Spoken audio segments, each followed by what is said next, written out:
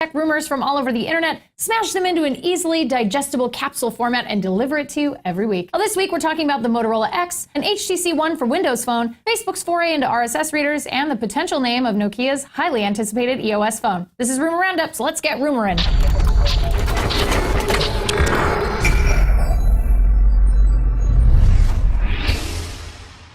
Facebook is reportedly looking to fill the gaping RSS hole Google Reader will leave when it shuts down on July 1st. How? Well, word on the street is Facebook's developing a mobile RSS reader that's reminiscent of Flipboard. The project is known as just Reader, and it seems that after the relative flop of Facebook Home and the HTC First, this is another attempt by Mark Zuckerberg to have access to whatever information hits your smartphone. He's allegedly watching the project closely and providing feedback to the Reader team, but at the end of the day, it'll be up to you, the users, to adopt additional apps for the massive social network. He'll have some serious competition, though, as sites like Dig, AOL, and even smaller startups like Feedly are scrambling to snap up disenfranchised Google Reader users. So good luck, Zuck. The HTC One has proven to be a wildly successful Android flagship, and now reports are coming in suggesting HTC is developing a clone of the one that runs Windows Phone 8. It won't be an exact copy, but the sister one would sport the same aluminum body, Beats audio, and a display between 4 and 5 inches. We'd hopefully see a 4.7 or 5-inch display, mostly based on rumors that this phone would have Microsoft's GDR3 update on board, which enables support for quad-core processors and 5-inch 1080p screens. It would also make a lot of sense for HTC, who could use a little OEM partner cash, and obviously Microsoft would benefit via another beautifully designed device for Windows Phone 8. We got another peek of the Motorola X, the device Google was reportedly working on alongside Motorola Mobility this week. It seems to be a phone headed for the Sprint network, so it's possible it could bear the Photon branding we've seen from Motorola devices on that carrier.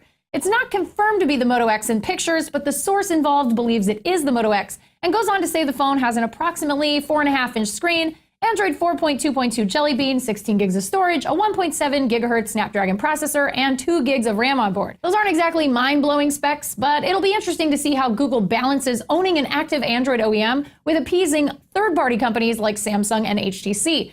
The X phone is supposedly dropping sometime in September, but I think that actually seems a little bit late in the game for those specs. So let's hope we get a spec increase or a sooner launch.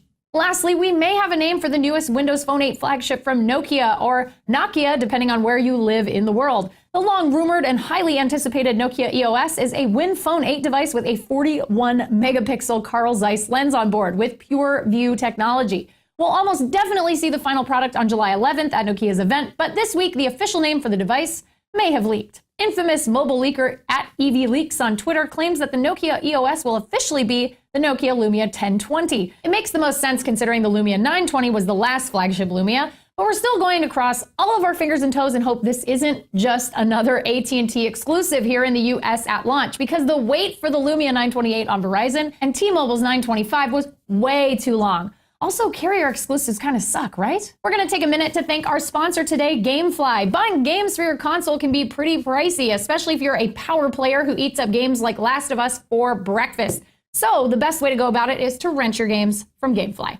Gamefly is the largest online video game rental service and offers you a choice from over 7,000 new and classic titles across all consoles and handhelds. They've got games for PS3, Vita, Xbox 360, Wii U, Wii, 3DS, DS, and more. You can even go old school and rent some GameCube or PS2 games. With plans starting at $15.95 a month, Gamefly members can rent 1 to 4 games at a time and keep them for as long as they like. There's no late fees, no due dates, and shipping is always free. Once you're done playing a game, send it back, and Gamefly will send you the next available game on your list. Boom! Just like that. Super easy. If you really like the game you're playing, simply click Keep It on the Gamefly website, and the game is yours at a discounted price. Gamefly even mails you the case and manuals free of charge.